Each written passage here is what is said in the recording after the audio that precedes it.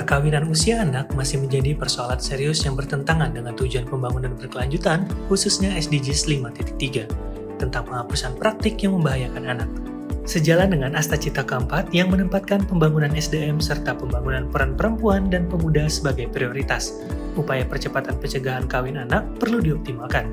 Data Kementerian PPPA menunjukkan bahwa pada tahun 2023, angka perkawinan anak di Indonesia masih mencapai 6,92%. Kondisi ini menjadi ancaman nyata bagi kualitas pembangunan manusia. Di tingkat daerah, Kalimantan Tengah termasuk 5 besar provinsi dengan angka kawin anak tertinggi pada 2024, dengan Kabupaten Kota Waringin Timur sebagai salah satu penyumbang terbesar karena jumlah penduduknya yang tinggi. Penelitian terdahulu menyebutkan banyak faktor yang memengaruhi praktik perkawinan usia anak terus terjadi, termasuk di Kota Waringin Timur. Di antaranya, faktor kemiskinan, pendidikan, pemahaman agama yang kurang tepat, budaya. Strategi Nasional Pencegahan Perkawinan Anak atau Stranas PPA menegaskan bahwa pendekatan budaya dan agama dalam pencegahan kawin anak masih membutuhkan perhatian khusus. Sejalan dengan itu, UNICEF merekomendasikan penguatan literasi kesehatan remaja sebagai upaya penting menekankan praktik perkawinan usia anak. Karena itu, diperlukan model pendidikan integratif yang menggabungkan nilai-nilai agama dan kesehatan remaja. Model ini perlu disesuaikan dengan potensi dan kebutuhan masyarakat lokal, terutama di wilayah dengan basis keagamaan Islam yang kuat seperti lokasi penelitian.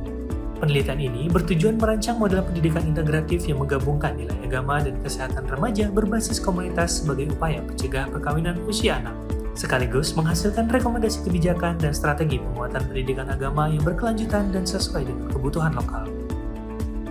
Penelitian ini menggunakan metode Research and Development dengan model 4T. Subjek penelitian dipilih secara proposif, yaitu kelompok bina keluarga remaja sebagai komunitas lokal yang aktif dalam pembinaan remaja. Data diperoleh melalui wawancara, observasi, dokumentasi, dan angket, serta dianalisis secara kualitatif dan kuantitatif untuk memastikan keandalan model, dilakukan validasi oleh para ahli dan praktisi. Hasil penelitian menunjukkan bahwa permasalahan perkawinan anak di Tanah Mas tidak hanya berkaitan dengan faktor sosial, tetapi juga dengan cara pandang keagamaan dan budaya masyarakat. Penelitian ini juga menemukan bahwa belum adanya pendampingan keagamaan yang terstruktur serta keterbatasan materi dan media menjadi tantangan dalam upaya mencegah perkawinan anak. Meski demikian, kelompok bina keluarga remaja memiliki potensi besar sebagai mitra strategis dalam pembinaan remaja dan orang tua di tingkat komunitas. Berdasarkan temuan tersebut, dikembangkan model Hindai, yaitu model holistik integratif pendidikan Islam dan kesehatan remaja. Model ini dirancang untuk membantu remaja memahami nilai-nilai agama secara kontekstual sekaligus meningkatkan kesadaran akan kesehatan reproduksi dan kesiapan hidup berkeluarga. Hasil uji validitas, kepraktisan, dan keefektifan menunjukkan bahwa model Hindai layak digunakan sebagai salah satu strategi pencegahan perkawinan usia anak berbasis komunitas. Hasil analisis data, hasil validasi penilaian model integratif. Hasil analisis data penilaian kepraktisan model integratif menurut ahli praktisi. Hasil analisis data penilaian keefektifan model integratif menurut ahli praktisi.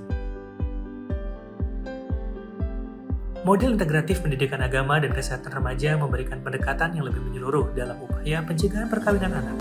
Dengan melibatkan komunitas lokal, model ini tidak hanya bersifat induktif, tetapi juga aplikatif dan berkelanjutan. Penelitian ini menghasilkan luaran artikel yang telah disubmit pada jurnal internasional Q1, yaitu Jurnal Futura. Model integratif pendidikan agama Islam dan kesehatan remaja. Policy brief yang telah memperoleh haki. Speaker pada International Conference Celtic. Rekomendasi dan rencana penelitian lanjutan.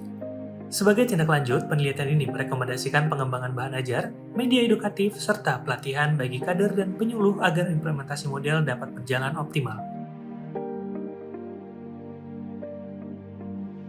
Dengan dukungan kebijakan dan kolaborasi lintas sektor, model ini diharapkan dapat berkontribusi nyata dalam upaya nasional pencegahan perkawinan usia anak.